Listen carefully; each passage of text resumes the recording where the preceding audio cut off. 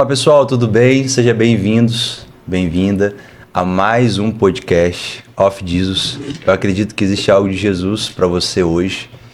E hoje eu trouxe uma pessoa muito especial para gravar comigo, a pessoa que Deus me deu o privilégio de conhecer nesses últimos meses, mas já parece que eu conheço há alguns anos, Oswaldo Júnior.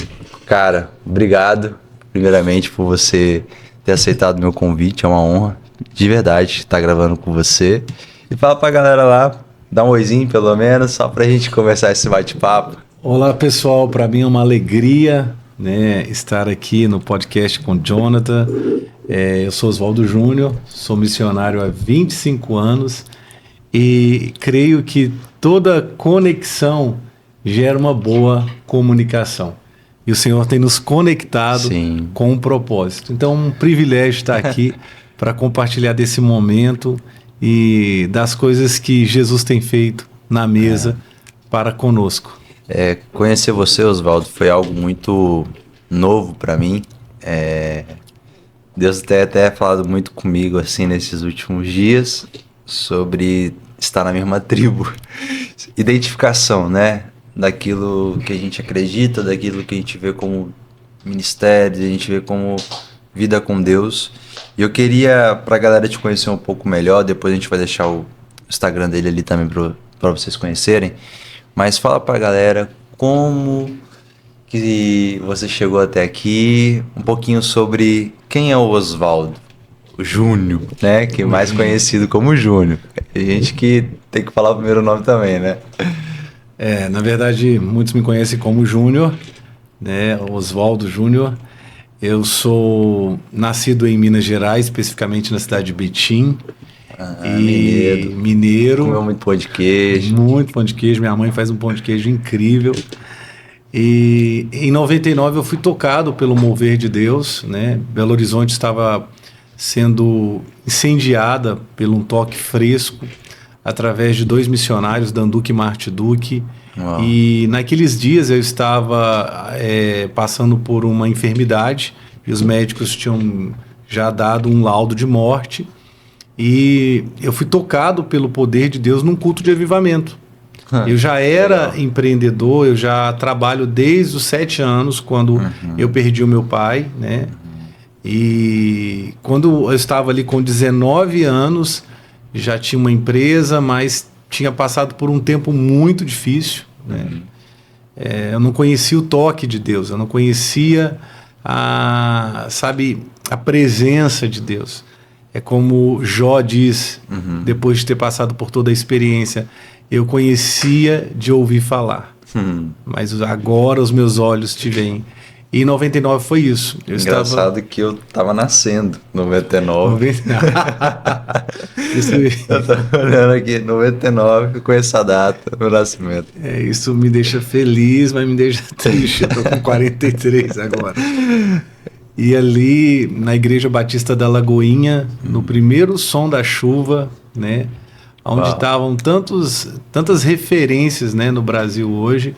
Eu estava ali com tumores, desenganado pelos médicos, e um toque poderoso de Deus veio sobre minha vida, eu fui curado. Uau. E começou um chamado evangelístico na minha vida. Então, de 99 até 2004, eu fiz um trabalho de evangelismo nas ruas, nos hospitais. Eu fui pioneiro num trabalho de evangelismo dentro dos ônibus da faculdade de Itaúna. Então eu pegava um ônibus em Belo Horizonte até a cidade de Itaúna, que é uma cidade universitária, ia pregando num ônibus e voltava pregando em um outro. E durante o intervalo eu pregava no prédio de Direito, ali bem na frente, eu e um jovem chamado João Batista. Olha. E muitos eram levados ao reino, eram salvos. E aí depois nós começamos o Ministério Rio de Deus, né? E em 2004 nós nos conectamos ao Dan e a Marte Duque, né? Que nos receberam assim como filhos, amigos, discípulos. E naquela época nós já estávamos ministrando aqui no estado do Espírito Santo, né? Na época tinha algo acontecendo em Vitória, depois fomos para Goiânia, São Paulo, Rio, Nordeste, e já vão aí 25 anos quase dessa jornada. Glória a Deus. E para mim hoje é um privilégio. Não moro mais em Belo Horizonte, já fazem 10 anos. Deus transicionou de lá. Transicionou, nós vamos falar um pouquinho sobre transição aqui. Que no mover de Deus isso é muito importante, porque nós mudamos para a Vitória há 10 anos atrás e hoje nós temos experimentado um grande mover de Deus aqui, né, através de tantas igrejas, pastores e também ali na In-House, algo que Deus tem construído. E também hoje eu e minha esposa, Doris Rodrigues, temos um trabalho na Europa, já fazem aí também 14 anos. Então é uma jornada missionária, Sim, né? sim. E também uma jornada de empreendedorismo do reino. Uau. Isso aí é um assunto que a gente vai se delongar um tempinho nele. Mas só uma dúvida na sua história, Oswaldo. Faz Júnior, né? Ficar mais Júnior. próximo.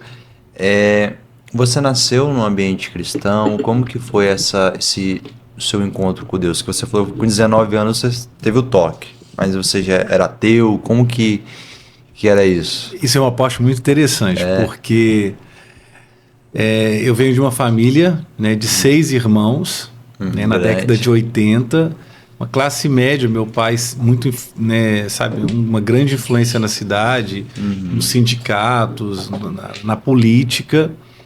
E então meu pai sempre estava buscando uma referência espiritual. Então ele transitava bem entre, né, o catolicismo romano, evangélicos, espíritas, mas ele propriamente, ele não conseguiu se encontrar. Então, com 48 anos de idade, ele veio a falecer. Novo, né? Novo. Eu tinha 6 para 7 anos de idade. Então ficaram aí 6 filhos órfãos. A minha mãe era o oposto dele. Minha mãe vem de uma família muito tradicional de Betim, que é uma família que fundou a cidade e tal. E a minha mãe sempre teve muito contato com os batistas e com os pentecostais. Então a nossa casa sempre tinha alguém trabalhando ou passando roupa ou fazendo alguma coisa que vinha de alguma igreja evangélica. Sim. E sempre eles estavam orando. E é interessante lembrar dessa história. Tinha duas pessoas que marcaram muito essa época, que eram 2 senhoras, a mãe e a filha, mas elas já eram senhoras. E elas eram da Igreja Deus e Amor. De oração. De oração. E elas iam até a nossa casa orar toda noite. Olha. Elas iam para a igreja e depois da igreja elas iam orar. E eu gostava muito de ouvir a oração delas. Então, assim, a gente não tinha um acesso à igreja de congregar ou participar ali de uma comunidade. Mas, propriamente, a nossa casa era cheia de pessoas de oração. E o pastor mais influente da cidade, que se tornou lá na frente o meu pastor Alexandre Rames, ele visitava a nossa casa periodicamente. Que bacana. Ele assim, nós morávamos no centro da cidade, então ele ia fazendo aquelas visitas. E mesmo a gente não sendo da igreja, ele nos respeitava muito e a nossa família amava muito a presença dele. Aí ele vinha, pedia minha mãe para fazer um café, cochilava no sofá. Quando ele acordava, ele era um homem de Deus, ele dava uma palavra para nós. Lá na frente, quando eu fui tocado e curado, por 3 anos ele foi meu pastor. Ele era um árabe mais velho assim, e ele foi meu pastor até o Senhor recolher. Então a minha experiência teve a passagem pelo espiritismo, pelo kardecismo, pela Seixinoe, sabe, todas essas esferas. Por isso que eu digo que eu o conhecia de ouvir falar, né?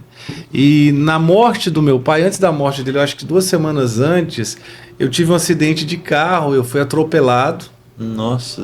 Fui atropelado. Depois o pai morreu. Assim, se não fosse trágico, seria cômico. Mas aí, Jonathan, isso é muito engraçado, porque quando eu fui contar meu testemunho pela primeira vez, desde a minha infância, eu comecei a contar e as pessoas começaram a rir. Eu disse, como vocês podem rir de um jovem que foi atropelado por um Fusca aos 7 anos de idade? Lataria pura, né? Lataria pura. E foi engraçado porque meu pai tinha chegado ao hospital e eu tinha ganhado um carrinho, a nossa casa estava cheia de visita, eu estava jogando o carrinho na rampa da garagem e o carrinho foi para a rua. E aí eu fui atrás do carrinho, veio um Fusca e me atropelou. Só que aqui no final da rua tinha uma igreja católica. E era Semana Santa, época de Quaresma. E tava vindo uma procissão, começando uma procissão, sabe? Olha. Acabou com a procissão. Nossa. Minha mãe pegou, eu me lembro disso nitidamente. Ela vai assistir o podcast, já vai lembrar. Ela me pegou nos braços e falou: Senhor, eu te apresento ele. Então minha mãe era aquela pessoa que tinha uma experiência com Deus. Sim. Aí meu pai vem a falecer 2 semanas depois, eu estava lá com a perna quebrada e tal. Depois disso, né, eu acho que vale a pena falar, pelo trauma que eu tive da morte do meu pai, eu desenvolvi sopro no coração e tal, e eu fiquei internado dos 7 anos aos 10 anos de idade. Meu Deus, 3 anos é muita coisa. 3 anos, então eu fui aprender a ler com 10 anos de idade, devido a essas internações. Aí eles descobriram a bezetacil, que poderia tratar a febre reumática. E eu tomei bezetacil de 10 anos de idade até os 18 anos. Jesus. Eu costumo dizer, Jonathan, que lá no inferno vai ter um médico que não recebeu Jesus. Ele vai ficar dando bezetacil. Brincadeira, mas eu precisava tomar esse medicamento para que eu não tivesse uma crise. Quando eu fui curado em 99, eu nunca mais tive nada. Eu passei pelos médicos que me acompanharam na infância e eles afirmaram que eu não era a mesma pessoa. Uau, milagre já. Foi um milagre. Então, quando eu falo que eu conhecia de ouvir falar, a minha casa sempre foi cercada de pessoas que estavam ali de verdade andando com Deus. Mas nós vivemos um período de muita confusão. Eu costumo dizer que o inimigo, né, ele vai usar a infância com abuso, com, né, por exemplo, no caso da morte do meu pai, eu costumo dizer que uma casa sem pai, Jonathan, é uma casa sem porta. Entra e sai quem quiser. Proteção zero. Proteção zero, exatamente. E aí, isso gerou, assim, a falência da nossa família. Passamos por momentos muito difíceis e meus irmãos também, até que em 99, quando eu fui curado, toda a minha família foi restaurada, todos os meus irmãos receberam Jesus e todos se converteram, né? Hoje eu tenho testemunho de toda a minha família diante do Senhor. Glória a Deus. Por mais que parecia demorar, mas quando veio também, né? Então eu falo que essas pessoas, como as 2 irmãzinhas da Deus e Amor, tinha outro senhor lá, eles velavam pela promessa, entendeu? Era como Eli e Samuel ali. Ele estava ali velando Samuel, porque Samuel era o sacerdote que o Senhor levantaria, o profeta, o juiz que o Senhor levantaria. Hoje, quando eu olho, né, para esses anos, eu percebo que lá atrás o Senhor já estava velando por tudo isso. Mas, por mais que eu tivesse estado, em 99 foi a minha experiência com o Senhor. Conta pra gente como que foi essa experiência. Pois é, essa experiência é muito marcante, muito diferente, porque naqueles anos, 99, Belo Horizonte estava sendo incendiada pelo avivamento. E Belo Horizonte sempre passou por momentos de visitações poderosas na década de 70, na década de 80, 90. Hoje eu estou fazendo um documentário propriamente do Danduque, que conta a vida dele, mas também através da vida dele conta a história do mover de Deus, do avivamento na nação. E na década de 70 tinha um pastor lá em Belo Horizonte muito conhecido. E esse pastor, ele fez uma igreja em forma de baleia. Do nada. Forma de baleia, essa eu nunca vi, não. E a baleia, quando você passa assim pela BR, você vê uma baleia, mesmo, com cauda, com boca, e ele tinha essa visão de Jonas.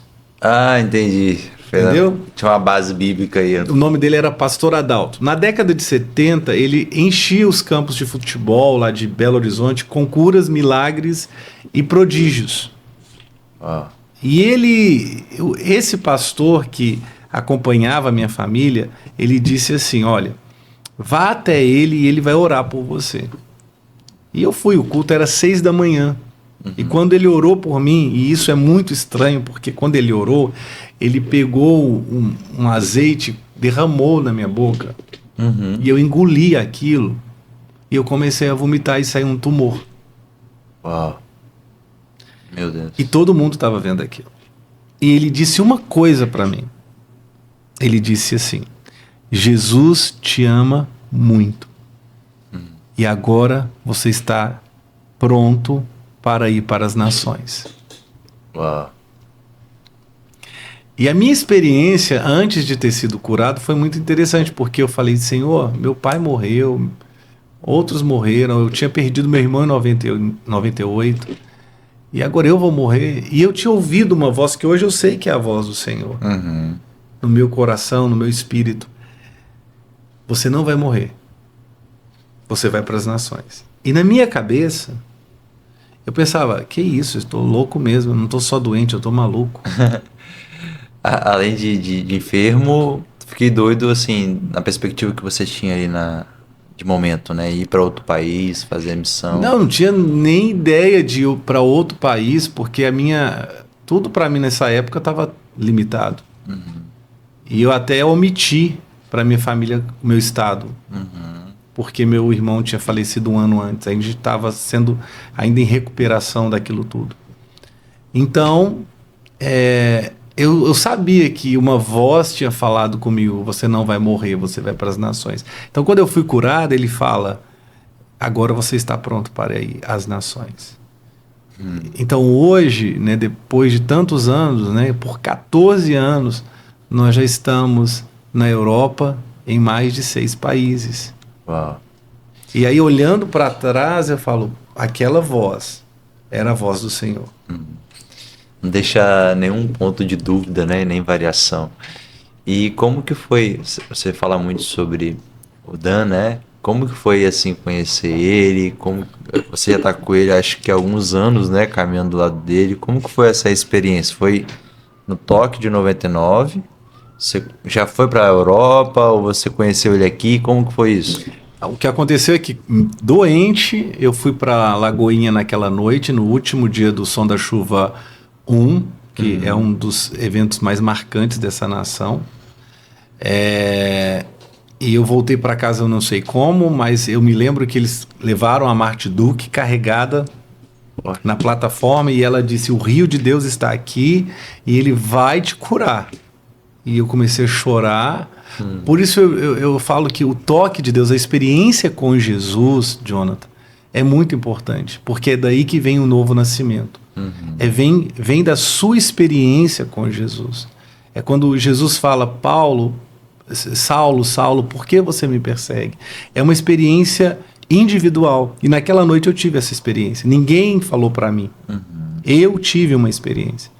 Então, uma semana depois eu fui curado nesta igreja da Baleia. E aí eu continuei faminto por Jesus.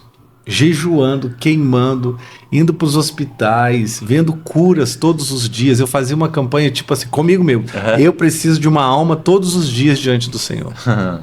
Em 24 horas eu tinha que ganhar pelo menos uma alma. E aí passou 99, 2000, 2001, teve o Som da Chuva 2 no Aprisco, na Lagoinha. E eu fiquei sabendo que ia ter Som da Chuva. E eu falei, mas eu fui, vai ter de novo. E quando eu chego nesse Som da Chuva, eu revejo a Marte Duque. Mas com ela, algo que eu não tinha visto no primeiro, eu vejo um homem enorme, um americano, bem grande. E aquilo me chamou a atenção, e aquele era o Dan Duque. E eu olhei para ele assim, a plataforma, todos adorando, tinham 5 mil jovens ali no Aprisco, adorando. Nessa época não tinha mídia social, a maioria das pessoas não tinha celular, não tinha rede social para estar postando nada. Então, tinha um foco naquilo que estava acontecendo ali. E eu entrei naquilo e falei, uau, eu encontrei a minha tribo.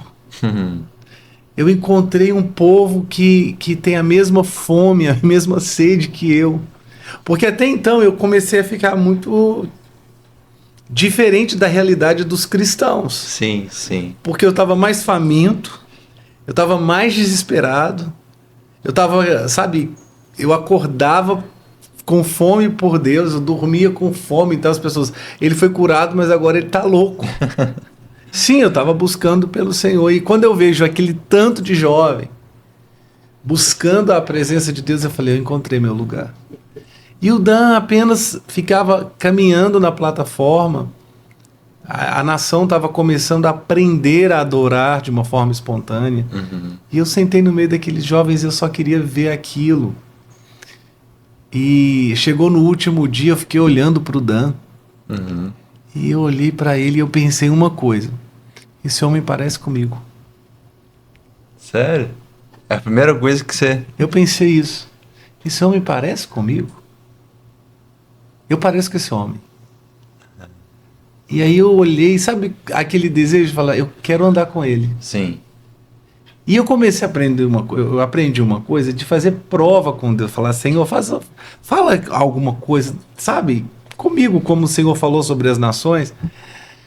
E eu falei, Deus, se eu for andar com esse homem, que ele saia de onde ele está e venha e ponha as mãos em mim.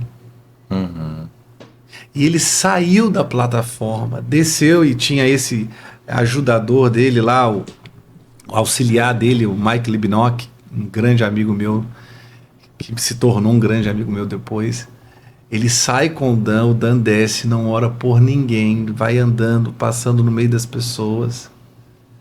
E aí ele chega, eu tô de cabeça baixa, ele põe a mão na minha cabeça, eu abro os olhos, olho aquelas pernas compridas assim, fecho os olhos, ele põe a mão na minha cabeça e volta para a plataforma. Foi só para te encontrar ali. Isso era 2001.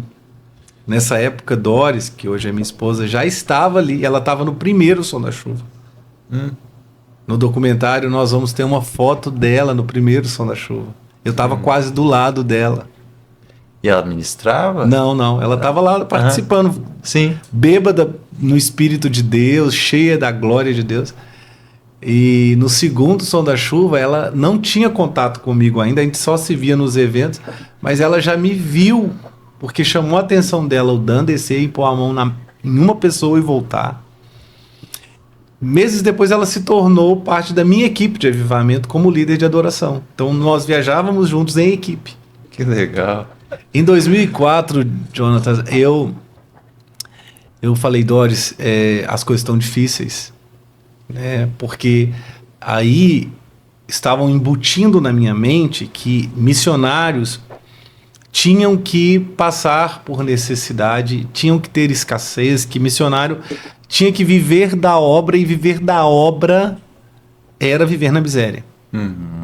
Então as coisas estavam bem difíceis. A gente já tinha uma obra no Piauí, a gente já estava indo muitas vezes para o Nordeste e estavam abusando da gente em matéria de sustentabilidade do ministério, em doação, oferta e tudo mais. Então eu falei, vamos parar.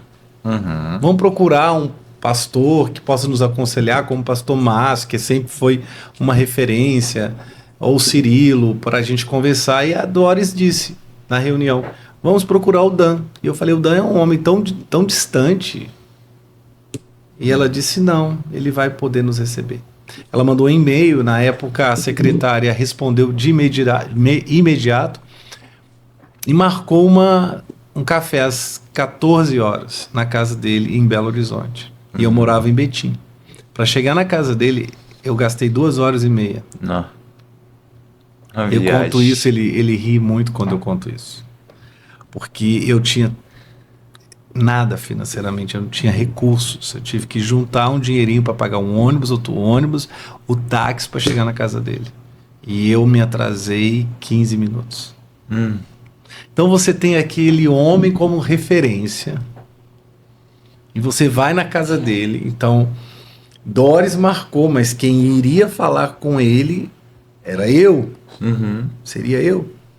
E quando eu chego naquela casa linda, eu senti a presença de Deus bem na porta da casa dele. E aí eu entrei e ele já estava sentado na sala. E ele, muito gentil, me cumprimentou, sentou e começou a cortar a unha. mexer na unha assim. Tem algum ensinamento vindo aí. Distante, assim, bem distante. E ele falou, você atrasou 15 minutos. Se eu fosse cobrar de você esses 15 minutos, você não teria dinheiro no seu bolso para pagar. E eu abaixei a cabeça e disse, é verdade. Aí eu pensei, ele é homem de Deus mesmo, porque eu não tenho.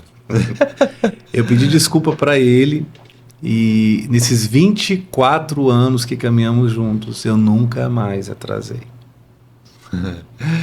Algo interessante aconteceu nesse dia. Vale a pena, né, a sua audiência. História, né? Vale a pena, porque eu sei que muitos jovens, quando eles começam, né? Virar só um pouquinho assim. Aí. Quando eles começam, eles têm esse sentimento, né? Sim, sim. O que será, né? Quem, onde.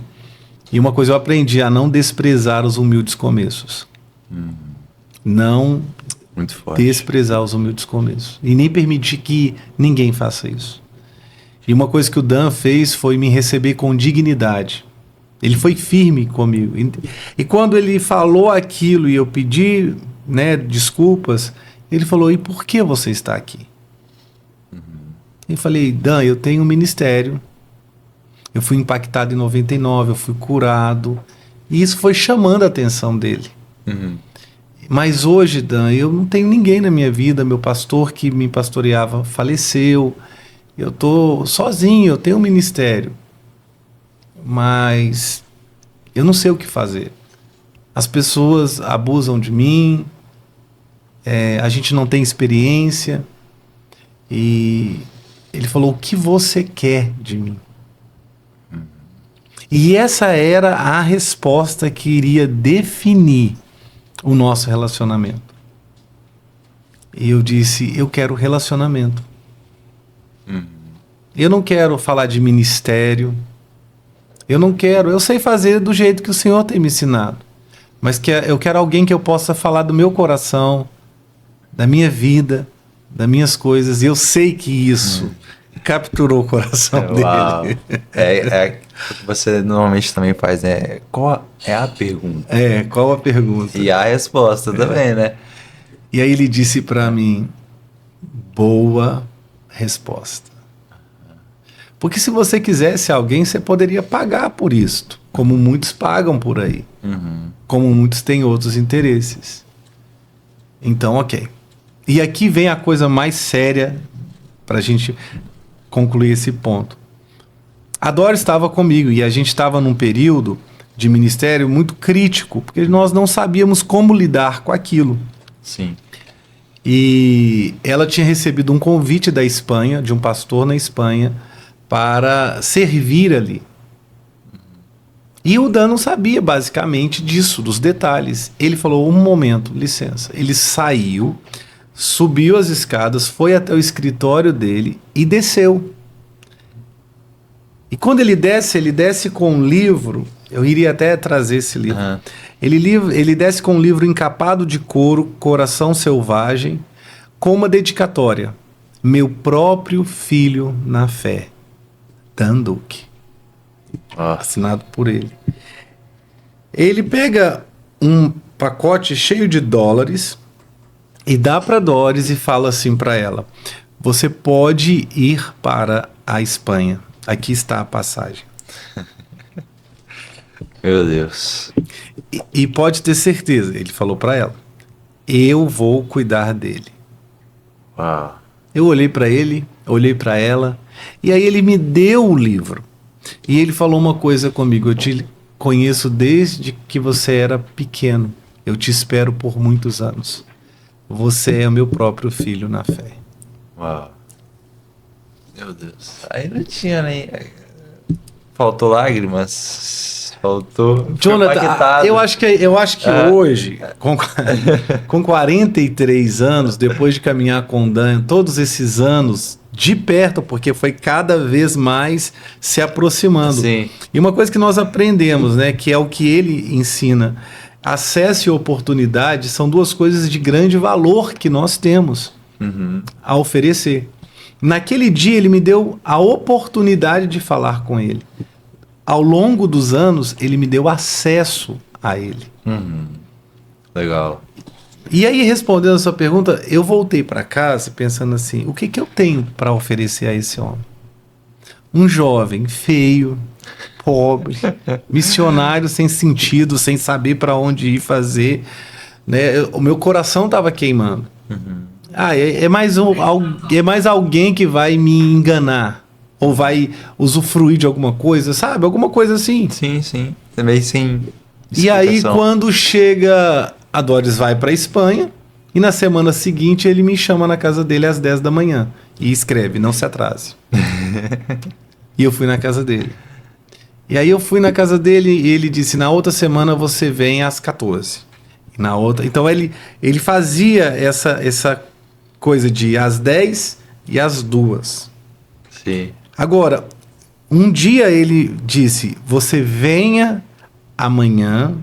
Aliás, eu fui numa terça e ele falou, volte aqui em casa amanhã às 11, que você vai almoçar comigo. E aqui foi uma coisa muito interessante, porque meu pai, ele tinha vários carros na época. E eu era doido para mexer nos carros. Ele nunca deixava, só meus irmãos mais velhos, porque eu tinha 6 anos de idade. Muito novo. Muito novo. E nesse dia, o Dan, a Marte, nós almoçamos na casa deles, foi um almoço maravilhoso. E depois do almoço ele falou, você fica ainda um pouco. Eu falei, não, tudo bem, eu fico até... Tem pra onde Porque ir. aquilo para mim era o céu, É. era uma atmosfera diferente, era glorioso. E ele falou, hoje você vai me ajudar a lavar meu conversível. Isso me remeteu à minha infância. Sim. E eu lavei o conversível, enxuguei o conversível.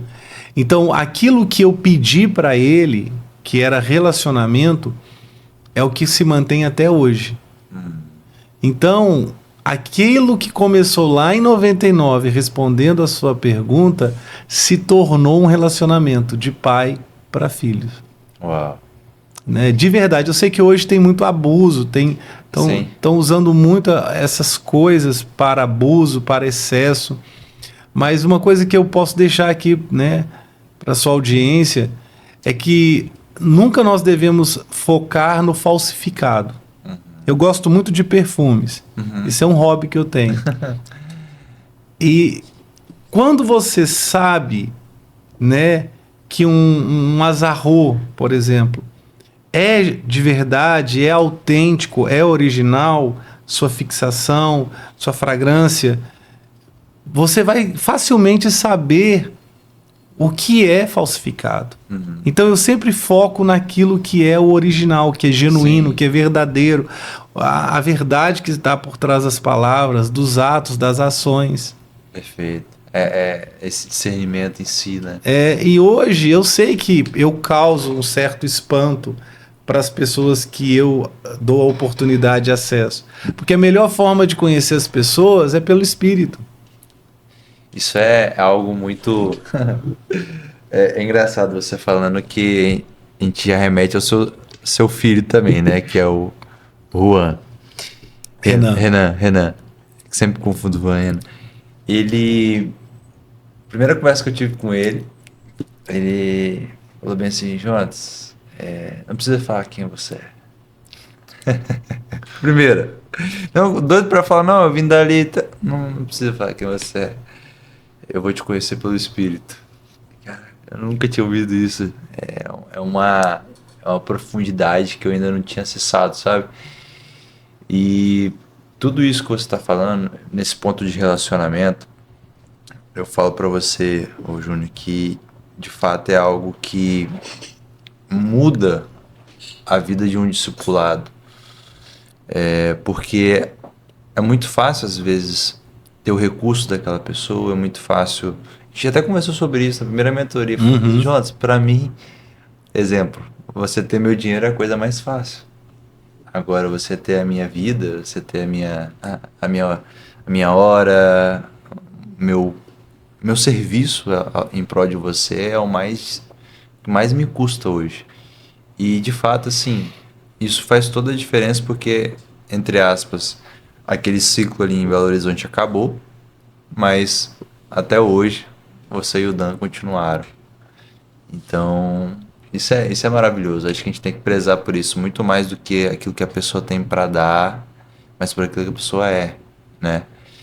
E vamos só bater um papo sobre esse assunto aí também, que você falou que era algo que estava te deixando um pouco assim, perdido, entre aspas, nesse sentido. Poxa, eu não acredito nisso, né? Em que ponto? Referente a um missionário ter recursos próprios. Isso eu também me considero um missionário, acredito nesse chamado que eu tenho. Na maioria das comunidades, vamos dizer assim, o missionário ele tem que ser totalmente dependente daquilo que Deus manda diariamente, muitas vezes, que Deus vai mandar hoje. É uma escassez que é muito conectada à dependência, tipo assim, você tem que depender de Deus, por isso você tem que ser escasso. E a sua visão desde ali já era um pouco diferente, né? Então, como que foi para você isso? Quero saber a sua visão entre prosperidade financeira também e o seu chamado missionário. Como eu mencionei, eu perdi meu pai aos 7, e aí nós tivemos que trabalhar de alguma forma. Sim. E a minha primeira experiência com o trabalho foi vendendo alface aos carros de lanche, né, de hambúrguer da cidade. Depois eu fui um dia vender ferro velho só para comprar algumas coisas, guloseimas, coisas de criança. Lá no sítio que nós tínhamos, a gente criava galinha e eu vendia galinha, às vezes para os peões lá que estavam numa obra. Meu tio me dava umas galinhas para cuidar, eu cuidava das galinhas e vendia as galinhas. Depois, na época de manga, eu vendia manga. E no Natal a gente comprava brinquedo e vendia brinquedo. Então eu sempre arrumava uma maneira nato de fazer dinheiro. Sim. E aí, com 17 anos para 18, eu já tinha minha própria empresa de informática. E eu era um dos melhores, ou o melhor professor de informática ali, né, em 95. Ensinando, né, Microsoft, Windows hoje e tal. E eu tinha uma vida financeira muito boa para a minha idade, para o contexto. Quando então eu me converti, né, e eu entrei para ser então assim um evangelista e depois um missionário, eu tive uma experiência numa base missionária muito conhecida. E nessa base missionária, todo missionário era muito pobre. E eu fui para um evento e estava fazendo muito frio, então eu levei minhas jaquetas, eu levei meus casacos, e era tudo caro de marca. Sim. E quando eu cheguei lá, minha irmã, que é missionária também e estava na base, ela falou: "Poxa, Júnior, tem uns amigos meus que estão passando muito frio. Meu Deus. E você trouxe aí uns casacos, empresta para eles." E eu emprestei, eu achava aquilo tudo muito distante do que de fato eu acreditava, mas ok, Senhor, se é para deixar tudo em prol da tua vontade, eu vou deixar. Né? Então ficava martelando na minha cabeça o jovem rico, que vendeu, né, que Jesus fala para ele: vai, vende todas as coisas e me siga. E ele chorou. Eu falei: Jesus, eu não quero ser esse jovem que chora, não. E eu quero te servir. Então eu entrei nesse entendimento. E eu participei desse evento, e no final do evento, o missionário argentino falou assim: alguém aqui precisa fazer uma oferta de grande sacrifício. Talvez seja suas roupas. Bem claro. E o que eu fiz?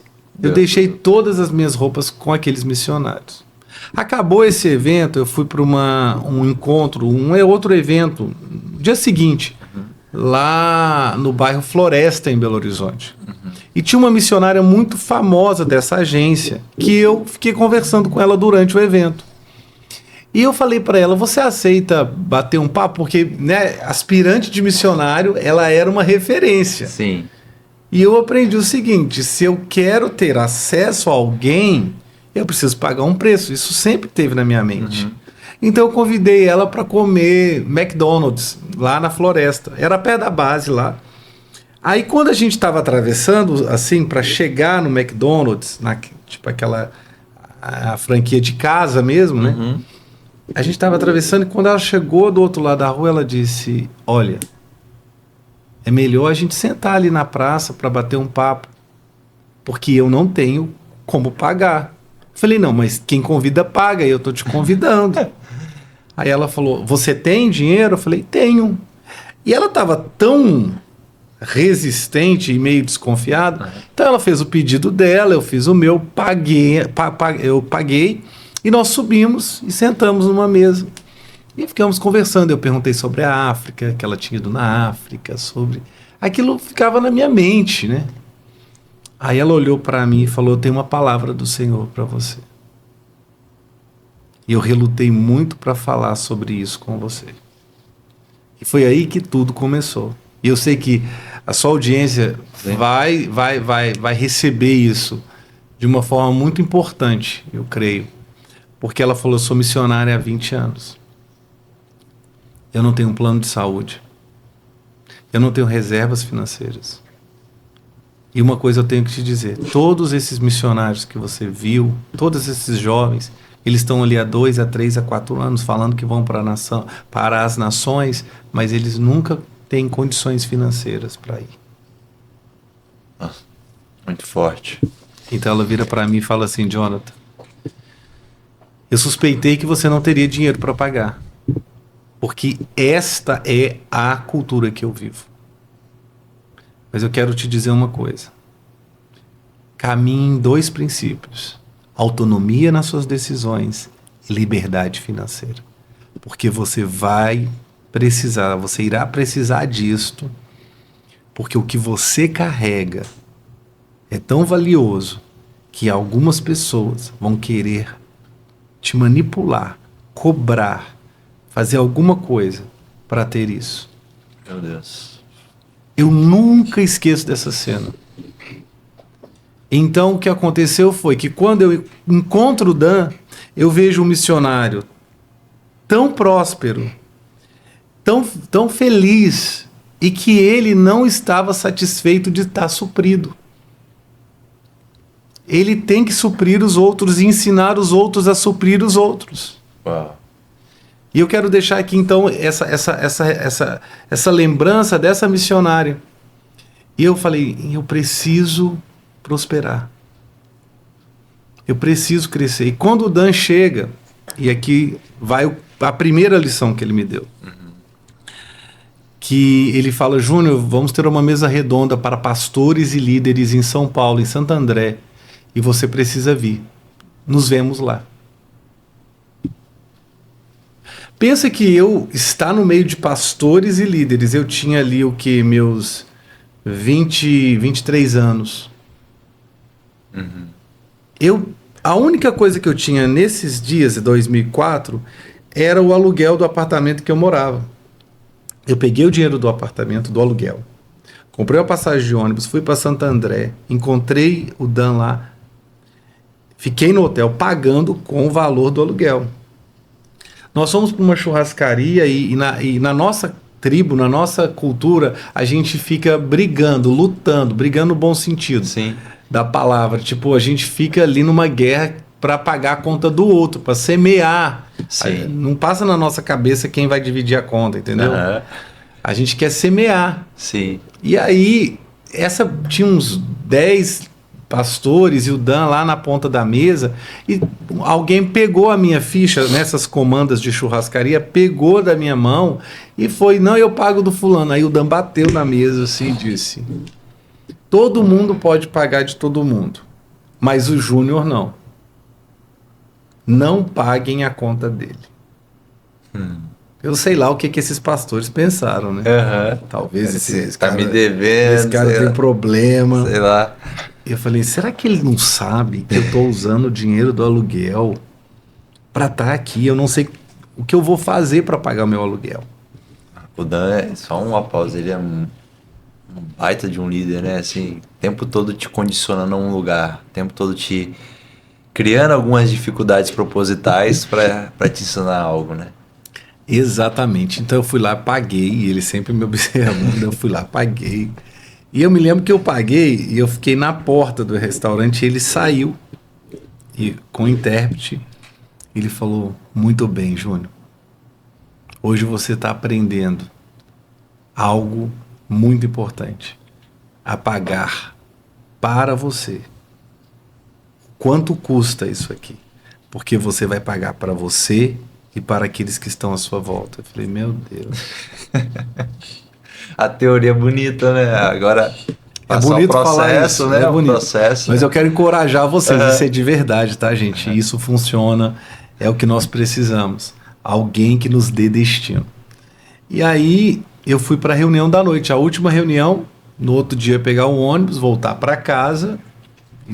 E sem aluguel. Sabe Deus o que viria pela frente. E aí, quando eu estou no culto da noite, vem um irmão aleatório que não estava nessas reuniões de líderes.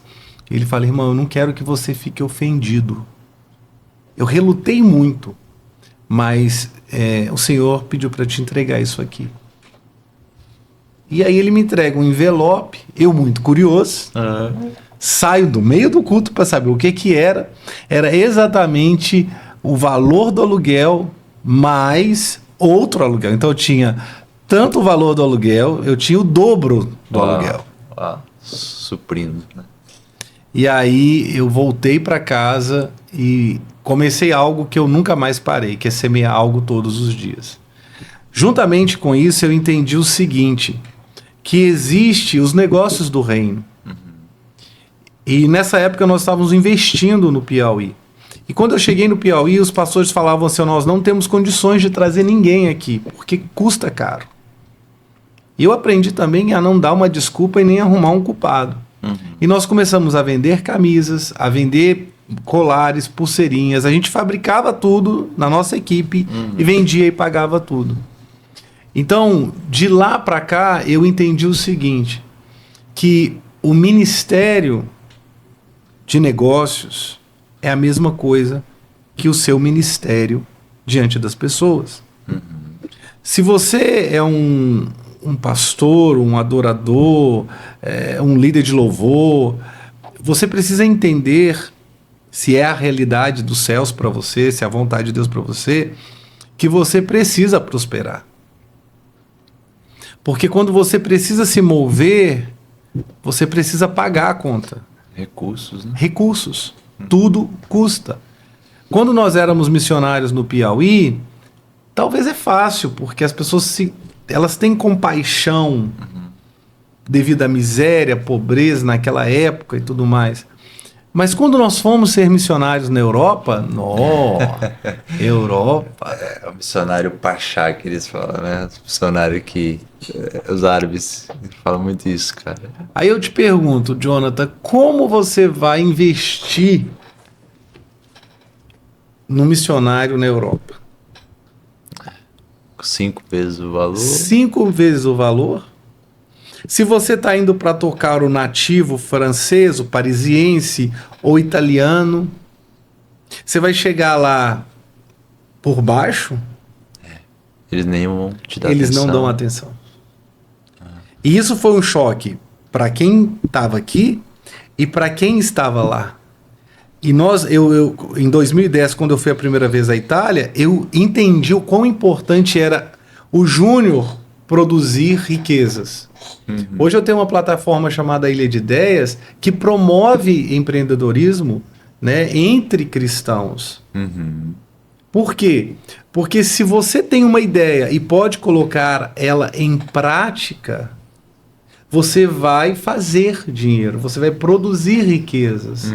E quer comamos ou bebamos, seja para a glória de Deus. Sim. Eu desafio você que é líder do ministério, você que é missionário, a entender uma coisa. Você tem uma vida diante de Deus, que é a sua vida privada, onde você exerce o seu sacerdócio, e você tem um ministério público diante das pessoas. Nesse ministério público diante das pessoas, quer você coma, quer você beba, seja para a glória de Deus. Sim.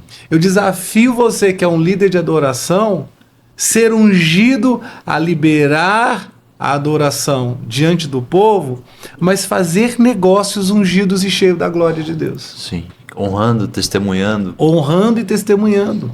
Perfeito. Eu me lembro, talvez você nem gostaria que falasse isso aqui, mas eu quero te dar um exemplo do que eu quero construir aqui, mas com base na sua experiência, que foi algo que mudou tanto a vida até do Renan, que ele compartilhou comigo, e que fez muito sentido para mim, porque eu acredito nisso também. Então, assim, ele falou que uma viagem que vocês estavam juntos, você chega na casa de uma pessoa, tem uma missionária ali, passando muita dificuldade, não conseguindo, pegando trem, eu acho, a metrô, não sei o que era, para fazer a obra e dando um certo custo para aquela casa, e você pergunta a ela, poxa, quanto que é o carro? Tá aqui. E aquele dia, você foi e deu o carro para aquela mulher, mesmo sendo um missionário, ajudando outro missionário, e ele falou sobre essa questão da porção dobrada, de você ter para você e ter para o outro. E eu falo assim, uma vida financeira de generosidade honra muito a Deus. Exatamente, Jonathan. Isso mudou, assim, eu já vinha construindo essa ideia antes de conhecer vocês. Mas depois que eu vi de fato, uma vida financeira, a prosperidade, ela honra, sabe? Um homem de Deus, ele tem recursos para todas as áreas, ele consegue abençoar a casa dele, mas abençoar outra casa. Você consegue ter o seu carro, mas você consegue dar um carro para alguém. Isso é diferente. Fala assim. Eu creio que se Jesus te envia, porque eu posso ir por conta própria, e ele não é responsável por isso. Mas se ele te envia, ele vai te suprir e vai suprir os outros. Eu me lembro que a história do Renan é fantástica, né? Eu até indico ler o livro dele, o Tem Como. Tem como. Eu peguei o Renan e falei, vamos para a Europa ser meu ajudante nessa viagem missionária? E ele falou, vamos. E ele estava sendo tocado pela glória de Deus e tal. E eu me lembro que quando eu cheguei, eu acho que foi em Bruxelas, ou propriamente em Paris, essa missionária tinha dificuldade de se locomover e fazer o trabalho. Uhum.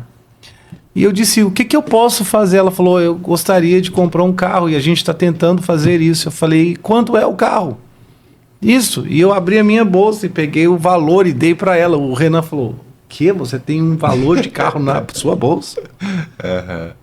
É sim, porque tudo aconteceu lá na churrascaria, quando o Dan disse, você precisa aprender a ter para você e para o outro. Ele falou, Júnior, você não somente vai, mas você vai pagar e pagar pelos outros. Uau. Então isso é uma linha muito fina também, sabe, Jonathan? Sabe por quê? Eu não alimento miséria. Uhum. Você nunca vai ver o Júnior tendo um discurso controverso, alimentando polêmica, de forma nenhuma. Mas eu sou o que eu sou. Eu vivo o que eu vivo. Eu creio naquilo que eu creio. E o apóstolo Paulo, ele diz, eu aprendi o segredo de estar bem em toda e qualquer situação. Eu sei estar bem na escassez, na abundância. Então, quem me conhece há muitos anos, lembra do Júnior lá no Piauí, feliz da vida, comendo, sabe, galeto com Coca-Cola num calor de 45 graus. E eu rindo, marmitão, lá no sertão, lá em Floriano, lá em São Raimundo Nonato, Picos, quem assistir esse podcast do Piauí vai saber. Eu conheço Parnaíba, Luiz Correia, Teresina na palma da minha mão. Uau. Entende? Noite após noite queimando. Aquela alegria tá aqui hoje. O ponto é que as pessoas, elas não observam o processo. Ela só vem o dia do boom. E hoje eu sou livre disso. Por quê? Eu não estou buscando aprovação. E se você quer se mover no mover de Deus, você tem que estar livre, sabe? De aceitação, aprovação, né? E de críticas. Então eu aprendi a produzir, a fazer, a entender que Jesus será glorificado nisso. Por quê? Porque se eu entendo que eu tenho que investir no Jonathan, e isso vai exigir do meu tempo, da graça que Deus me deu, das finanças, dos recursos, eu vou fazer. Uau. Eu sempre ouvi muito se dizer que o cara que é empresário, ele tem que ser só empresário, o cara que é pastor, ele tem que ser só pastor. E para você, como que é esse equilíbrio? Porque assim, para mim é uma coisa só. Porque, por exemplo, eu, Jonatas, eu sou esposo da Eduarda, mas eu também sou pai da Zoe. Eu sou pai da Zoe, mas eu também sou filho do Marcos. Então eu não sou uma coisa só. A minha vida é um ecossistema. Uhum. E como que foi para você assim? Porque de fato é uma cultura. Você vai ser só um missionário, você vai ser só um empresário. Como que é viver o ministério empreendedor também, sabe? Eu acredito, assim, vou tentar usar essa ilustração. Eu acredito que seria sei lá, um personagem, você ser alguém na segunda-feira como empresário e no domingo você ser um cristão. O famoso avatar, né? Um avatar. Se você me vê num culto de avivamento, né, queimando pelo fogo de Deus, e encontrar comigo na academia treinando, e eu for outra pessoa, eu aprendi uma coisa: eu não tenho caráter. Eu uso esse princípio: não minta, não omita e não use uma dupla personalidade. Então eu acredito o seguinte: integridade, liberdade e dignidade fazem parte da minha identidade. Eu vou fazer negócio com a mesma graça e autoridade e unção que eu vou ministrar. Perfeito. Então não existe essa diferença para mim. E um erro, eu vou falar isso porque para mim é uma verdade, um erro muito grande que tem se cometido ao longo dos anos é alguém que é empresário e se converte. Logo esse empresário recebe uma palavra: você é pastor. Quantos Acontece empresários já entraram nesse corredor da morte? Eu até acredito sim que ele é pastor. Chamado, né? O chamado, mas ele foi chamado para pastorear lá. O púlpito dele é a empresa dele. Sim. Muitos desses empresários, eles saem das suas empresas, vão para o púlpito e eles não têm mais acesso a esse ministério que eu chamo de ministério de mercado. Entende? Hoje lá na Ilha de Ideias, só para a galera também conhecer um pouco, você ajuda a gerenciar, faz parte de quantas empresas ali? Hoje nós temos mais de 40 empresas que começaram pela ilha. Uau. Então são empresas. E nós temos assim dezenas de mentoriados que são acompanhados numa mentoria que é uma mentoria pessoal e a mentoria ministerial e profissional. Uau, as duas sendo alinhadas. Sendo alinhadas. Por que eu falo ministerial e profissional? Porque também existe a exceção daquela pessoa que foi chamada apenas para estar no Ministério da Música. Sim. Mas não quem é está uma regra em si, né? Mas existem as exceções. Sim, quem está no Ministério da Música produz. Sim. Consegue se sustentar profissionalmente também. Exatamente, porque quem está na música tem o dom, a habilidade artística, criativa, e isso produz. Sim. Você está entendendo? Então, assim, lá no ecossistema da Ilha de Ideias, hoje, incubada, nós temos mais de 10 empresas. Uau. De vários segmentos. Desde energia solar, a cursos de inglês, a administração, gestão financeira, marketing. E eu vou desde do agronegócio, a mineração e a condomínio fechado. Entende? Porque eu acredito naquilo que as escrituras dizem: a unção é verdadeira e não é falsa, e ela vos ensinará todas as coisas. Uau. Perfeito. Em qualquer área que seja. Não A minha é a geografia, é a pessoa. Quando eu tenho que confessar isso. Quando, há 8 anos atrás, quando a Ilha de Ideias começou, e eu me dediquei ao empreendedorismo, e isso se tornou público, eu ouvi muitas pessoas falando comigo: Júnior, você está desviando do propósito. Tá deixando de ser um missionário agora para ser um empreendedor. Você não está... Pode perder o fogo, o avivamento. Eu falei: peraí. Eu acho que vocês não estão vendo que uma transição está acontecendo global em missões. Antes a igreja local enviava, mas o custo do envio se tornou muito mais caro. Eu tenho muitas pessoas, talvez umas 20 ou 30 pessoas que estão na Europa hoje, que eles são autossustentáveis.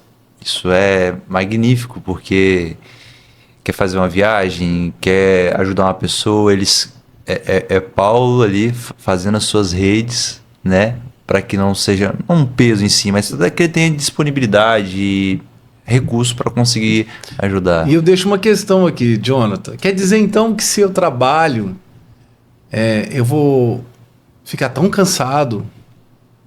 Se eu trabalho, eu vou ficar tão desgastado, tão desfocado que eu vou perder o meu relacionamento com Jesus? Se primeira coisa eu preciso privar e ter o meu relacionamento com Jesus. É impossível você estar diante de Deus e não tocar as pessoas. Seja na sua empresa ou na sua missão. Agora mesmo, antes de vir para o podcast, eu estava muito feliz, assim, uma gratidão e uma expectativa de estar aqui com você, mas eu estava lá nos estúdios editando esse documentário que vai ser incrível para a nação brasileira e para as nações, que é o documentário de 50 anos do Dan, né, de ministério e 80 de vida. Aí as pessoas, você já produziu algum documentário na vida? Não. Mas eu já fiz um condomínio fechado, eu já produzi CDs, eu sou parte do ECAD, da Ordem de Músicos do Brasil. Você está entendendo? Sim. Eu acho que Paulo, o apóstolo Paulo, ele sabia muito bem transitar nisso aí. Porque ele tinha que lidar com a igreja em Éfeso, a igreja em Corinto. Então, a palavra no bom sentido da diversidade cultural, ele era tudo para todos. Sim, um maestro. Um maestro. Né? E aí, quando ele chega em Roma, ele aluga, eu gosto muito disso. Eu me identifico muito com Paulo, assim, na alegria dele encarar os desafios. Sim. Ele chega em Roma e ele aluga uma casa. E por 2 anos ele recebe as pessoas em casa para poder compartilhar do evangelho. Em outro momento, ele vê que a coisa pesou, os custos ficaram maiores e ele vai fazer tenda, porque ele sabia fazer tenda. Você está entendendo? Então, assim, o que eu acho que fica meio embolado no meio de tudo isso é se você está disposto a um novo desafio. Ao novo desafio. Porque a gente fica na nossa zona de conforto, né? O tempo todo. E até assim, já tá dando mais de 1h20 aqui, cara, de conteúdo. Mas eu queria muito finalizar essa parte pontuando uma coisa. Muitas pessoas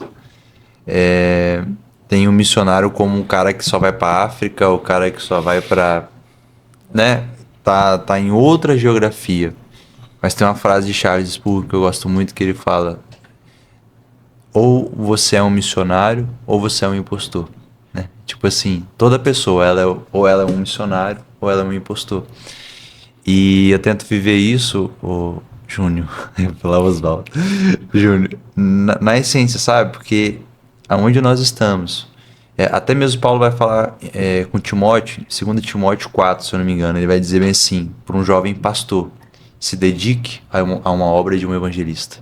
Então, a obra de que anunciar isso, seja em qualquer área, seja em qualquer lugar, na academia, quando a gente está ali, na rua, em todos os lugares nós somos um evangelista, sabe? Um missionário que está ali com o único propósito: anunciar a melhor notícia da Terra.